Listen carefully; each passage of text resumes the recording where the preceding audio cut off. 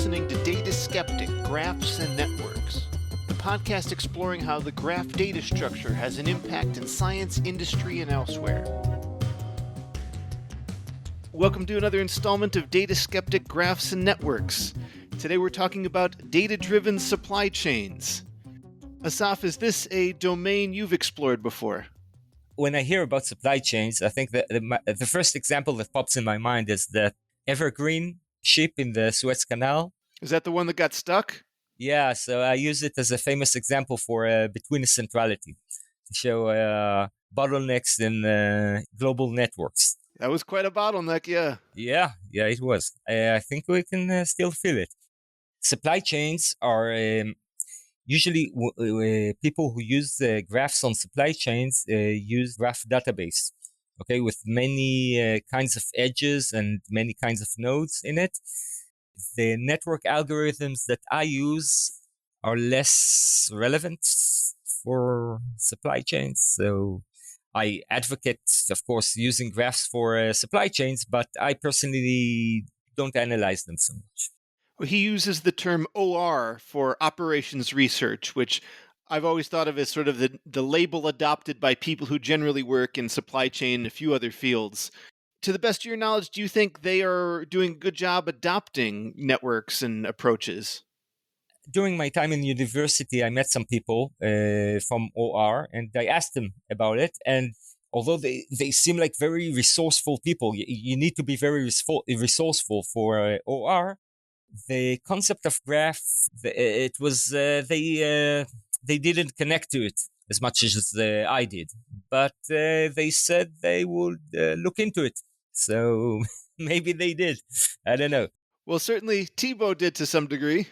One of the challenges he's facing, we use the acronym TSP for Traveling Salesman Problem, which I imagine most listeners know is how do you most efficiently visit all of the destinations you need to hit as a salesman or as a courier or anything that needs to do a big grand tour. It's a famous problem in graph theory. And let's say you're a salesperson that needs to travel efficiently between cities. Okay, so what is the optimal route to visit each city once and come back to the original city? So our guest mentioned some algorithms that were used to try and solve this, but I have two thoughts about this. One is ants, because ants are capable of finding the shortest path from a food source to the nest over time, right? A single ant is kind of stupid, but as a colony, over time, they exercise the wisdom of the crowd, you can say. And I think there's a shout out to the previous Data Skeptic season about animal intelligence. Yeah, we looked around a lot for people working on ant colony optimization, and I could find very little research and almost no industrial applications. So maybe I'm bad at searching, or maybe it's not used as practically as it could be. Actually, I think there is, to understand the TPS problem, they use artificial ants, like agent-based model of a colony of ants to solve this. So I think I saw a paper or some papers about it. If you're interested, I'll look it up. Well, I have to nitpick. It doesn't solve traveling salesman. It just gets you a pretty good solution most of the time. Because it's NP it's hard, a famous right? NP hard problem, yeah. So it would be exponential time to find the correct solution as far as anybody knows, unless P equals NP, which I very much doubt. Yeah. $1 million in it for you, right? Oh, at least. Yeah, you would for sure win. What is the prize? It's $1 million, I think. There's a mathematical prize. Is it the clay, something like that? There's $1 million prize there, but having that technology would allow you to deploy that in industry and make way more than $1 million. Yeah, I guess. And the second thought I had about it was the UPS, because I remember reading about it, about UPS, like 20 years ago. There's an article in the Harvard Business Review that they estimated that 90% of the turns made by UPS delivery trucks are right turns, because left turns leave trucks sitting in traffic longer. Coming back to our guest, I think that the thing is that even with a good solution to the traveling salesperson problem, our guest still has a basic problem to solve first, which is how to divide the area to districts and only then to apply TSP to each district. So how about we hear what he has to say? I'm Thibaut Vidal. I'm a professor at Polytechnique Montreal. I hold the Scale chair in data-driven supply chains. Can you share some details on what data-driven supply chains are? Oh, that's a very long story. Classical supply chain decision systems were heavily based on strict models and OR based techniques in the past. And as we progress on current rich data flows, we are getting access to a much larger volume of data that is available to make better strategic decisions. So I would say that data-driven supply chains englobes all the current recent work that aims to harness these richer data streams to make better decisions. And this requires often mixing prediction and optimization somehow. Can you share some details on what the types of data are that are available that you can study? Like I'm picturing a produce truck going down the highway. I don't imagine every individual orange has a special QR code on it. Maybe they know the weight of the truck or something. What sort of data can be looked at? You can actually integrate data that relate to supply and demand. For example, many supply chains are going to be dependent on forecast about upcoming demand. It is strongly impacted by perturbations, whether it's strikes or perturbations on the road network or problems with shipments on ships. So there is a lot of uncertainties that can occur, and very often having additional data under many forms allows us to have a better idea of the current context, and this might characterize somehow the uncertainty that we might face. So it's more likely that something happens in a certain context. And what sort of problems naturally emerge that a data-driven person might take on in the supply chain world? What are you solving for? We have a number of collaborations with industrial partners, whether it's on predictive maintenance. You might have, let's say, maintenance logs on equipments, which are giving somehow the health profile of important piece of equipment. And from this time series, you might take advanced maintenance decisions. You might have weather forecast, demand forecasts. You may have traffic forecasts in the cities that allows you to make better routing and itineraries decisions on a short term. So all of this is a very rich context. Sometimes in a very presented to you in a very unstructured way that you can use in many ways. Are there standard methods? I understand, supply and demand. It could be something as simple as like these shared bike systems a lot of cities have, because I know that data is readily available and many people have studied routing, but always seemingly from different perspectives, algorithm A versus algorithm B. Has the community sort of established around common methodologies and procedures? Yes. Well, we often divide two big categories of methods.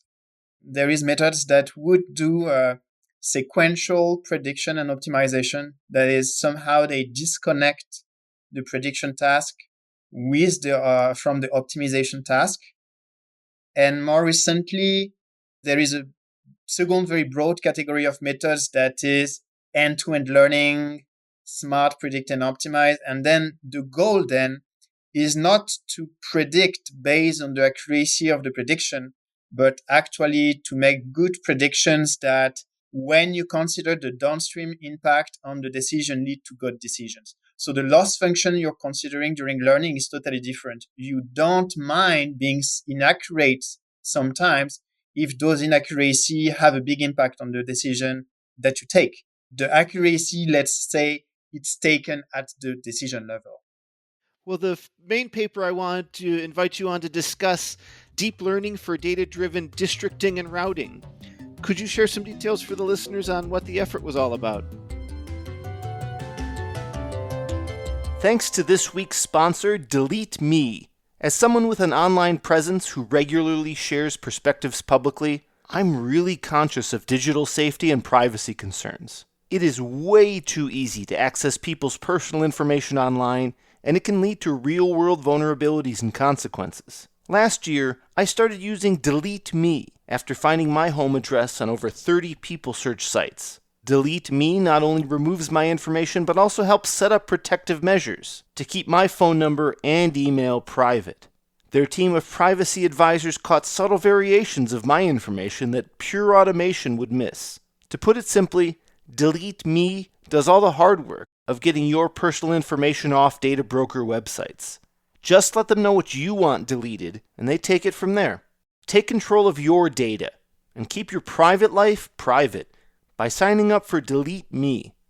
Now at a special discount for our listeners. Today, get 20% off your Delete Me plan by texting DATA to 6400. That's DATA, D-A-T-A, obviously, to 6400. Message and data rates may apply. Hey, Data Skeptic listeners, would you prefer to listen to this show ad-free? Or maybe you just want to support the podcast? Either way, consider signing up for Data Skeptic Plus. That's our new membership program. We've just done a relaunch, and from now till the end of about January, you can actually get a free account.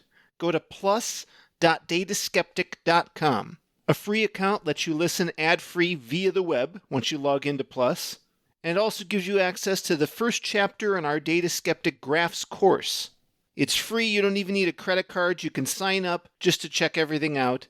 If you want to support us, for $5 a month or $50 a year, your Plus membership gets you a personalized RSS feed. That's your own ad-free version of the podcast. You also get the first and second chapters of the Graphs course, and more coming soon, along with a bunch of other bonuses. So if you enjoy Data Skeptic and you get something out of this, check out plus.dataskeptic.com. Well, the main paper I wanted to invite you on to discuss, deep learning for data-driven districting and routing. Could you share some details for the listeners on what the effort was all about? This is a first paper in a sequence of two papers. We might touch a bit the second paper after that. But according to what I just said in the categorizations of methods, let's say that the fourth effort of a prediction that is separated from a decision process. But the prediction enables to solve much better an important problem, that is the design of districts in a city in such a way that the routing operations within each district are efficient on the long term. So basically, suppose that you are UPS or Amazon and you want to sort your packages into different districts before even you start loading anything into trucks. A few hours before starting any deliveries, you have already sorted into different regions what goes where. But your goal is to actually define the regions that are good for that. So you want regions that are quite compact, that are efficient. If you make a route that a driver uses to deliver this region, you want the route to be very efficient. And you want also sometimes to have a good work balance between the different teams. So you want to create districts that on any usual day are pretty well balanced and very efficient. So that's the problem addressed in the paper. Do you get the number of districts as a given, or is that a parameter? So that's a parameter that a user specifies. They say, I want to divide this city into, let's say, 10 or 20 districts. The number is up to the decision maker. So I think mathematically there are an infinite number of ways to probably divide up the city or seemingly close to it. How do you decide whether configuration A is better than B? Yes, indeed. The number of solutions is very large. It's a combinatorial problem. It's basically a partition problem. So you want to make a partition of your city into regions that are geographically connected. So it's a very classic NP-hard problem, really, just partitioning a city. The main issue that arises in this paper is that defining the cost of a district is very, very computationally demanding. The reason is that we take as objective, as a cost function, the expected delivery cost for a given district on a long planning horizon. So suppose tomorrow I simulate the demand of many customers, and then I simulate for another day, and I simulate for another day. I want that when I take this individual simulation on demands on solving a traveling salesman for each of these demand scenarios, I want the expected cost to be good. Well, you can do that with simulated demand data or historical scenarios, for example. But the point is that even simulating the cost of a single district is already a NP-hard problem that you have to solve on a lot of scenarios, typically hundreds, to have a good precision in the estimates. So if you are given the costs of each district, solving the partitioning problem is not that bad. You could do column generation. You can do various heuristics for that. But the problem is that if you make any method that works on districting, and this method needs to have an oracle that gives you estimates of the cost of the district, then having a very slow oracle that solves a lot of traveling salesman problem is a very big problem for your methodological approach. So as you had mentioned, it's an NP hard problem. We're not going to find an efficient exact solution on a version of the problem of any scale or size. How have people historically found an answer that works for them?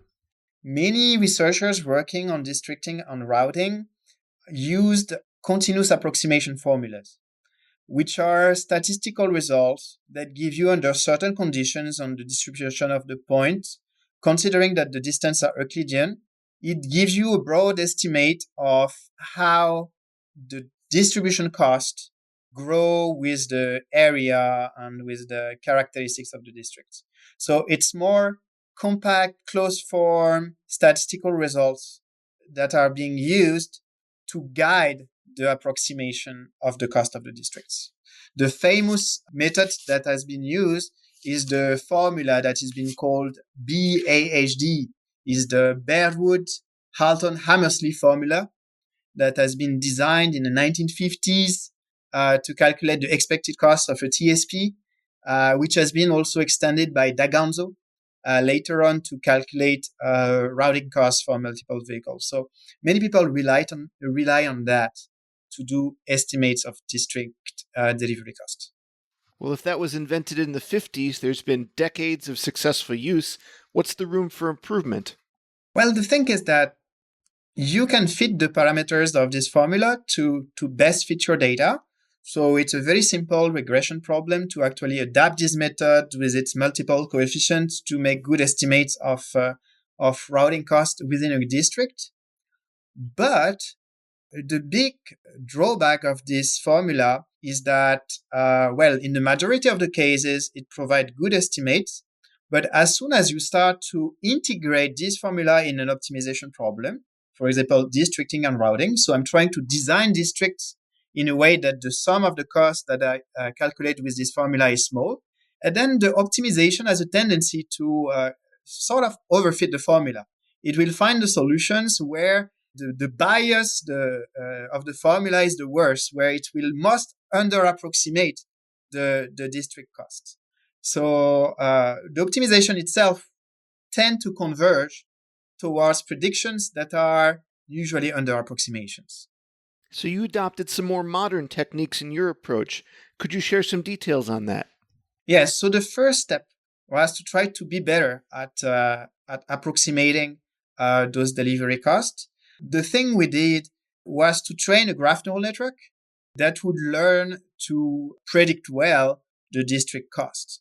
So it's not very complicated. The graph neural network will just learn from the graph associated to the structure of the city that we want to partition, the good prediction of cost for any given district.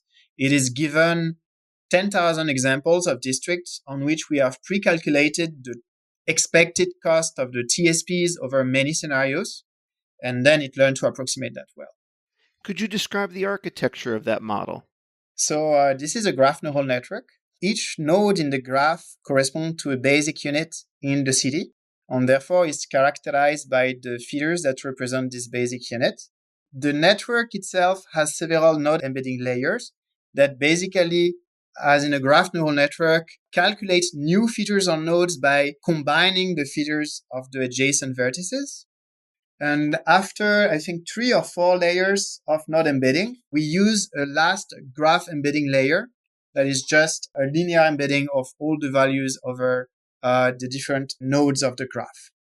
This last thing is connected to a fully connected neural network. The output of this fully connected neural network gives the prediction of the cost.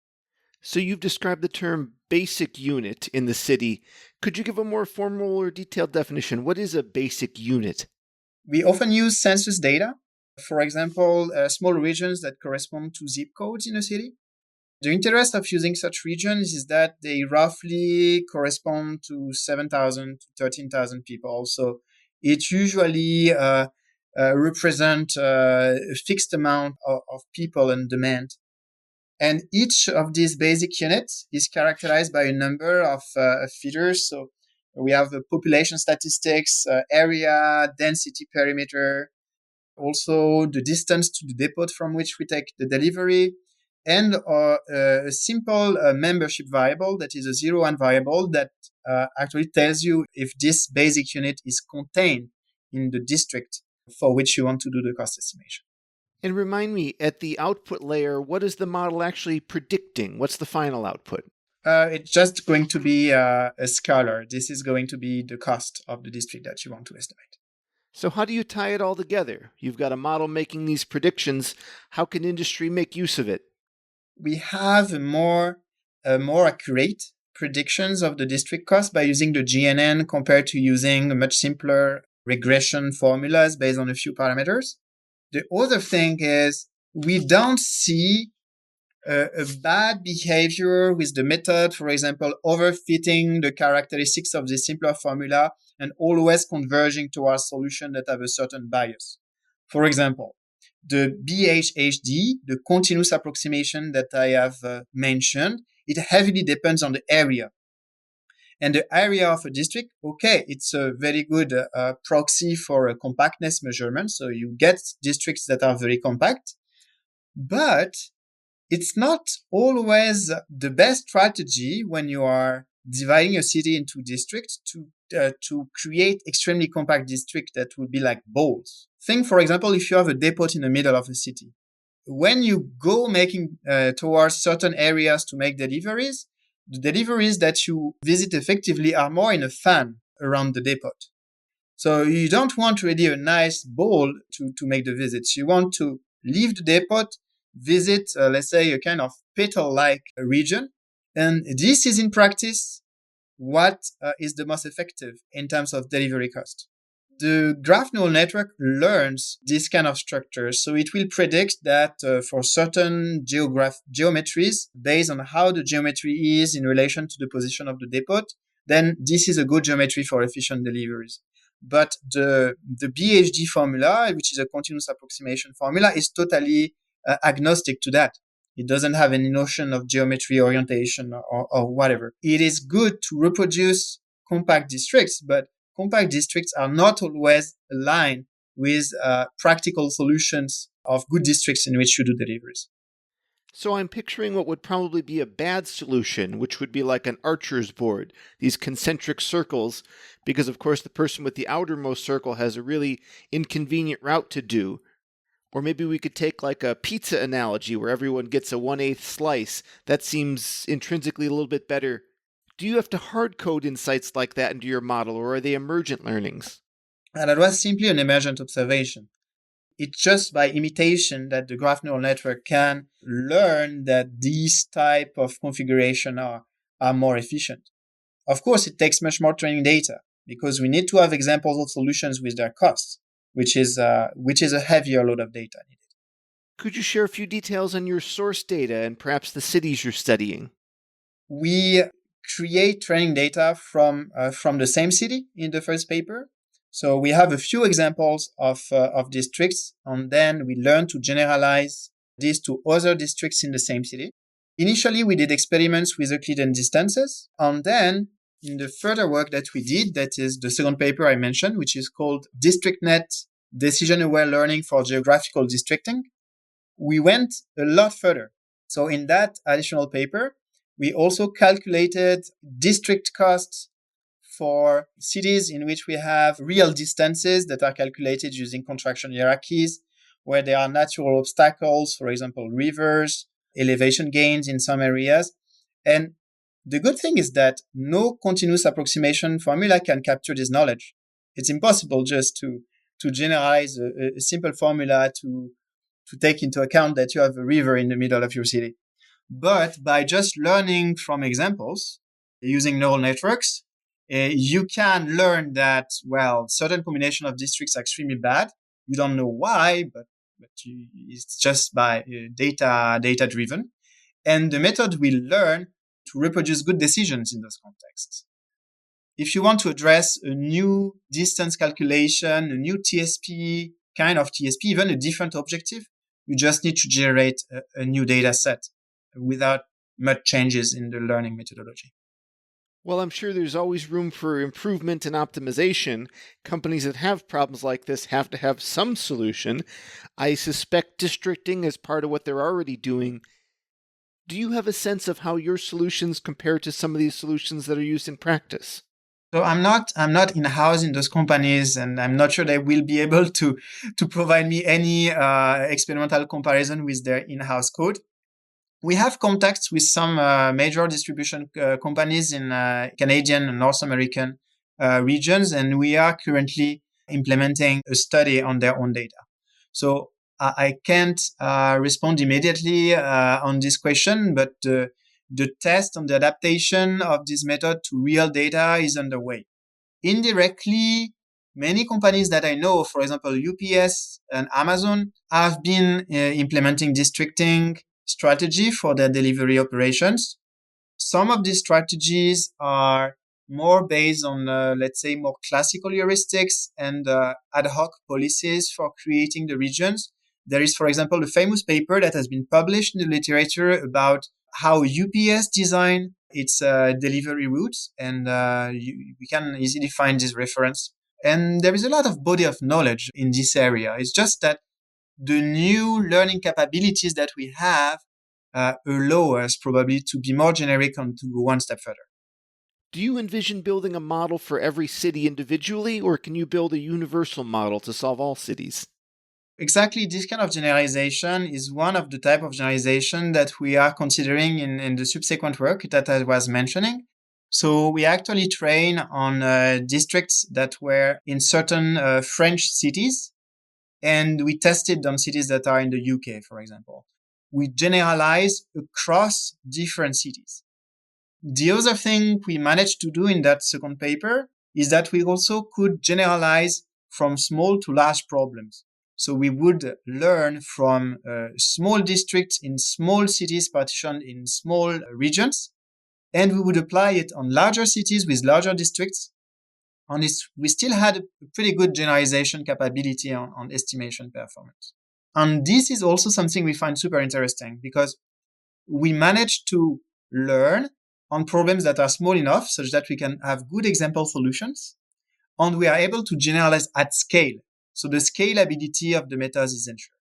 The way the learning is done in this subsequent paper is a bit different though. You can consult, it has been accepted in NeurIPS this year.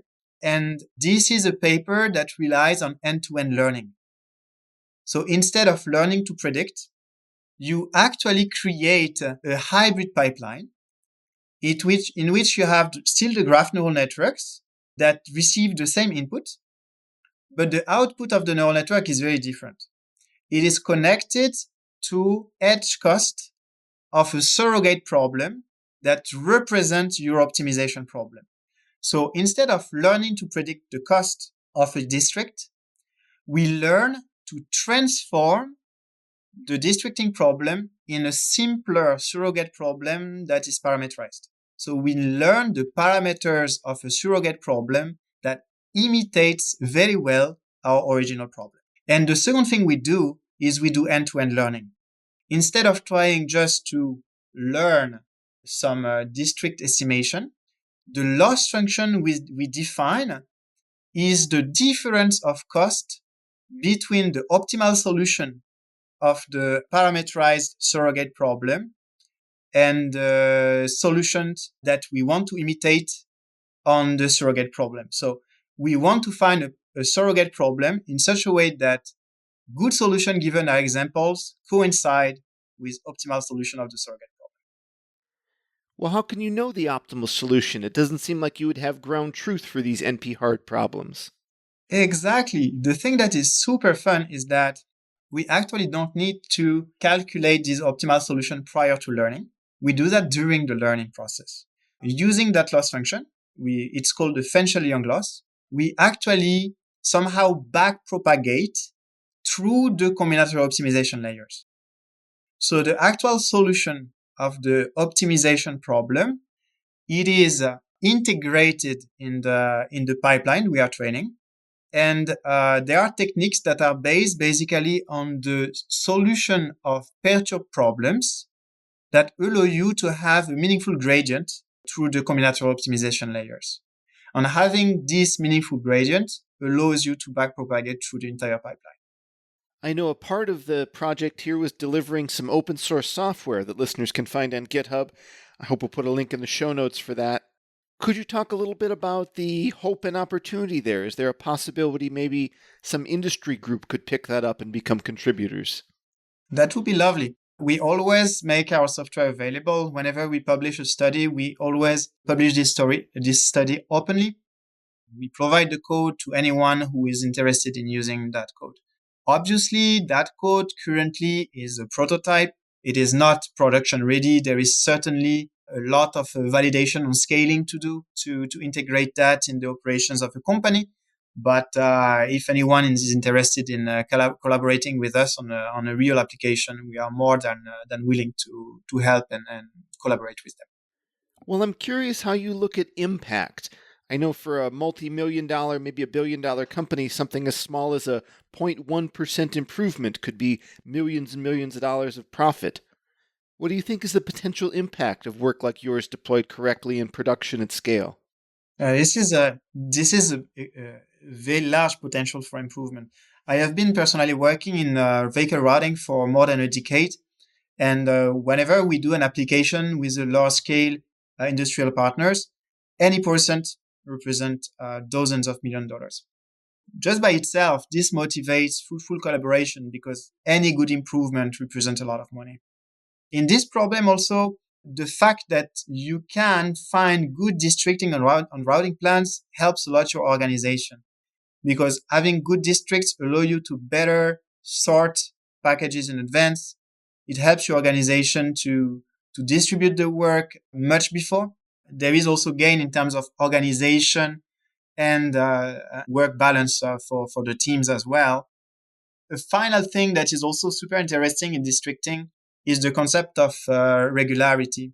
If you maintain districts that are visited by the same teams, those teams, they actually learn to navigate the districts that they have been going to for several months.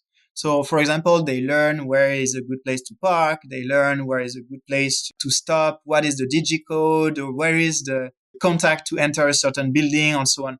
And there is tremendous time gains to be made by developing a better learning of the environment.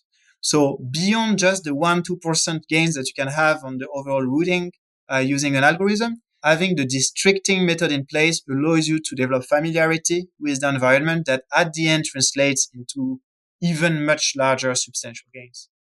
And also comfort gains for the drivers. Well, there's a lot of directions work like this could go. Maybe bigger data sets, different algorithms, stuff like that. Where do you think is the biggest opportunity for next steps here? So we are really working on generalizing in many different ways. So as I said, generalizing by learning on small problems, applying on large problems. Also for different constraints in the subproblems. So for example, if you have time windows for deliveries, complex road networks, traffic jams to consider, you need to integrate that in the lower level calculation of the routing costs.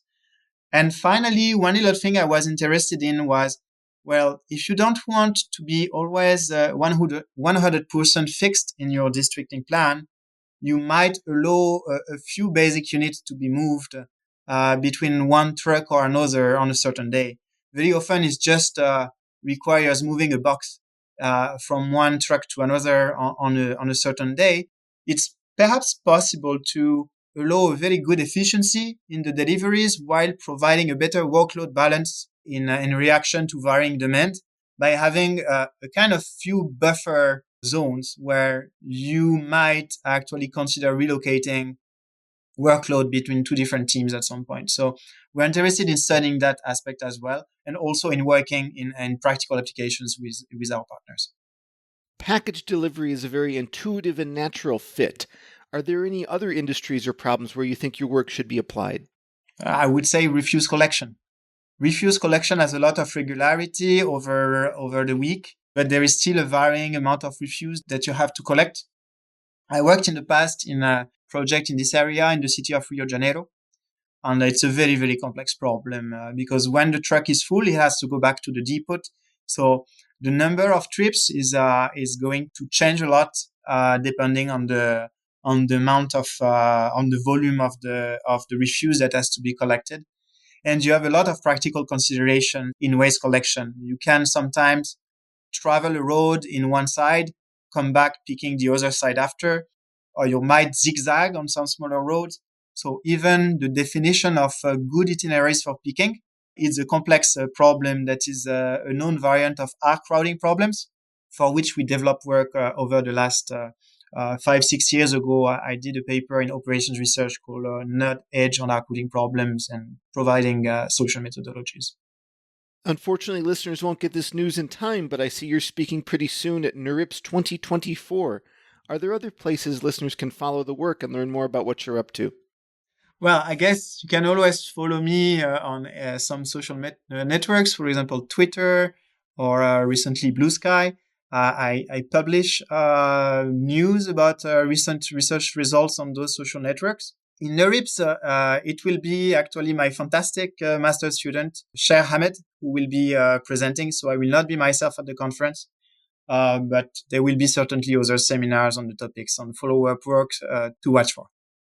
And can you share a few details on what's next for you?